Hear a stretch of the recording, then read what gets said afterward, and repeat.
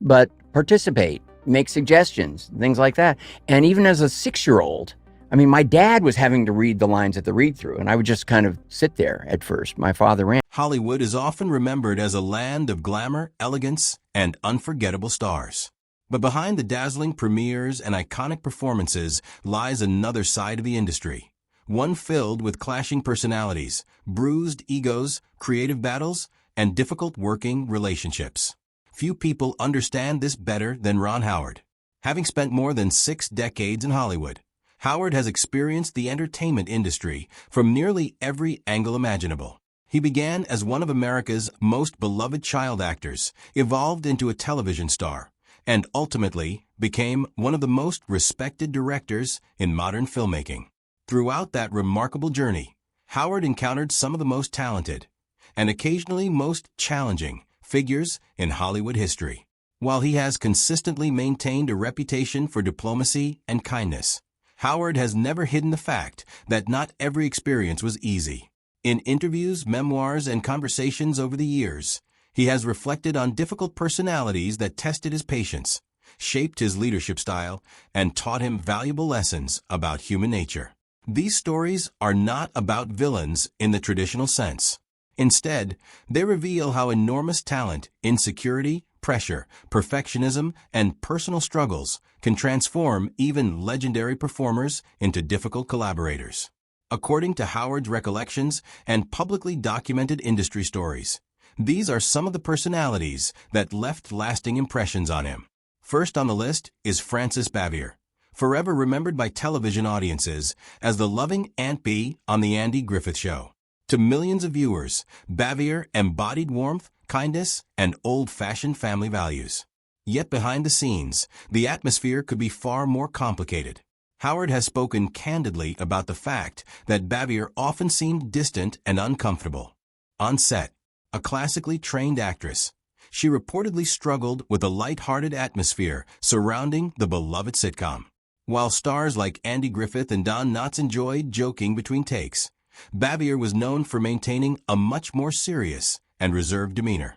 For young Ron Howard, who played Opie Taylor, the contrast was striking. The affectionate aunt audiences adored on screen did not always mirror the private person working behind the cameras. Howard later reflected that Bavier could appear emotionally distant and occasionally difficult to approach. Yet with maturity came understanding. Howard eventually recognized that Bavier may have felt trapped by a role that defined her career while overshadowing other ambitions she held as an actress. Rather than viewing the experience negatively, Howard transformed it into one of his earliest professional lessons. On-screen chemistry does not necessarily reflect off-screen relationships. Great performances can emerge even when personal connections are strained. Another unforgettable figure from Howard's early years was Yul Brynner. Famous for his commanding performances and larger-than-life presence, Brynner possessed an aura that intimidated nearly everyone around him. Howard encountered Brynner while still a very young child actor. Even decades later, he recalled being awed and somewhat frightened by the legendary star's intensity. Brynner projected authority wherever he went. Crew members often treated him with extraordinary deference, reinforcing his already powerful image. Unlike the friendly and collaborative atmosphere Howard would later cultivate on his own sets, Brynner represented a more traditional studio-era style in which major stars occupied an almost royal status. The experience gave Howard an early glimpse into Hollywood's hierarchy. Watching adults alter their behavior to accommodate one performer left a profound impression on him. Howard learned that enormous talent and charisma can sometimes create environments dominated by fear rather than collaboration. Years later, as a director, he intentionally embraced a very different leadership style, encouraging openness, humor, and teamwork instead of intimidation. Perhaps one of the most professionally challenging collaborations of Howard's directing career involved Shelley Long during the production of Night Shift. Long was undeniably gifted. Her sharp comedic instincts and commitment to character helped make the film successful. But according to industry accounts, she also approached her work with extraordinary meticulousness. Howard, still establishing himself as a director, suddenly found himself navigating endless discussions about character motivation, dialogue choices, and scene interpretation. Long wanted to examine every detail thoroughly before moving forward. At times, this process slowed production and tested Howard's patience. Yet he ultimately recognized that Long's perfectionism stemmed not from arrogance, but from an intense commitment to delivering the strongest possible performance. The experience taught Howard another critical lesson. Different performers require different approaches. Some actors thrive on spontaneity. Others need detailed analysis and reassurance. A successful director must adapt rather than force everyone into the same creative mold. No discussion of challenging collaborations would be complete without mentioning Russell Crowe. By the time Howard cast Crowe in A Beautiful Mind, the actor already possessed a reputation for fierce intensity and uncompromising dedication. Crowe immersed himself completely in his roles. He questioned scripts, debated creative decisions, and relentlessly pursued authenticity.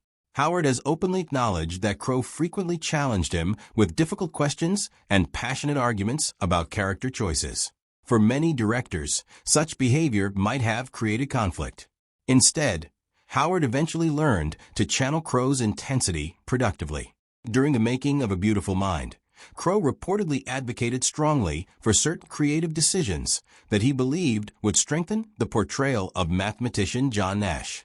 While disagreements occasionally became heated, Howard recognized that Crowe's passion emerged from a genuine desire to serve the story. The collaboration ultimately produced one of Howard's most celebrated films, earning the Academy Award for Best Picture and further cementing Howard's reputation as a filmmaker capable of guiding powerful personalities toward extraordinary results. Another figure whose struggles profoundly affected Howard was Tom Sizemore. Unlike conflicts rooted in ego or artistic differences, Sizemore's challenges stemmed largely from personal battles away from the camera. Widely respected for his acting talent, Sizemore nevertheless struggled publicly with substance abuse and legal problems for many years. For directors, such circumstances create entirely different difficulties. Productions depend upon reliability, consistency, and trust. When personal crises interfere with professional responsibilities, hundreds of cast and crew members can be affected. Howard has often expressed sadness rather than anger when discussing talented individuals whose personal struggles overshadowed their gifts. Sizemore represented a painful reminder that immense talent alone cannot sustain a career. The experience reinforced Howard's belief that professionalism matters as much as artistic ability. Reliability, preparation, and mutual respect form the foundation upon which successful productions are built. Finally, perhaps the most emotionally complex relationship of all involved Henry Winkler. Unlike the others, Winkler was never an adversary. In fact, he and Howard remain close friends to this day. Yet their experience on Happy Days presented a different kind of challenge. When the series began, Howard's Richie Cunningham served as the central character. However, audiences quickly fell in love with Winkler's charismatic portrayal of Arthur Fonzie Fonzarelli. Before long, Fonzie had become a cultural phenomenon. As the character's popularity exploded, industry attention increasingly shifted toward Winkler. Howard later admitted that aspects of this transition hurt his feelings, particularly when network executives began treating him differently. What makes this story remarkable is not the tension itself, but Howard's response. Rather than allowing resentment to destroy their friendship, he focused on growth. The experience ultimately motivated him to pursue directing more seriously, opening the door to an entirely new chapter of his career. Today, Howard and Winkler remain close, demonstrating that professional disappointments do not have to become personal grudges. Looking back across more than 60 years in entertainment, Ron Howard's career reveals an important truth about Hollywood. The industry's greatest challenges rarely come from obvious villains. More often, they arise from insecurity, pressure, perfectionism, personal struggles, or competing creative visions. Howard encountered distant co-stars, intimidating legends, relentless perfectionists, volatile geniuses, troubled talents, and complicated professional dynamics. Yet instead of allowing those experiences to embitter him, He used each one as an opportunity to learn. That may explain why Ron Howard remains one of Hollywood's most respected figures. He survived decades in one of the world's toughest industries without sacrificing his reputation for decency. In a business famous for ego and conflict, perhaps Howard's greatest achievement is not the films he directed or the awards he won. It is the fact that after witnessing Hollywood at its most difficult, he still chose collaboration over confrontation, empathy over resentment, and professionalism over bitterness. And in Hollywood, that may be the rarest accomplishment of all.